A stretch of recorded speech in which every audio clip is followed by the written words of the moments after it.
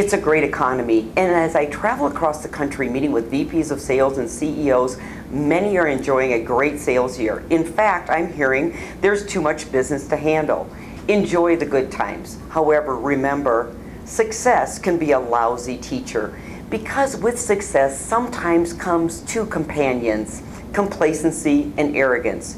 Jim Collins is the author of the book, How the Mighty Fall.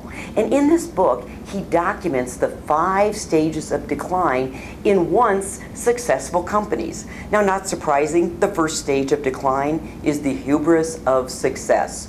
Translation: it's easy for all of us to start believing our own press releases. And when we start believing our own press, we sometimes don't put in the effort to continue to be the best we can in the sales profession.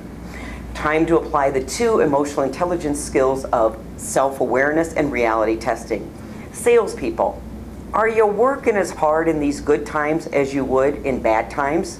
Sales managers, are you still putting in the time to continue to develop your salespeople selling skills even if they're exceeding quota? You know, in times like this, I'm reminded of a conversation I had with a CEO many years ago. And at that time, his industry was enjoying the good time. So, of course, I had to ask him the question, what's making you look at sales training? I'll never forget his reply.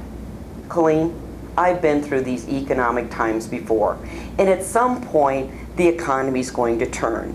And when it turns, I don't want a bunch of donut pushers and order takers on the street.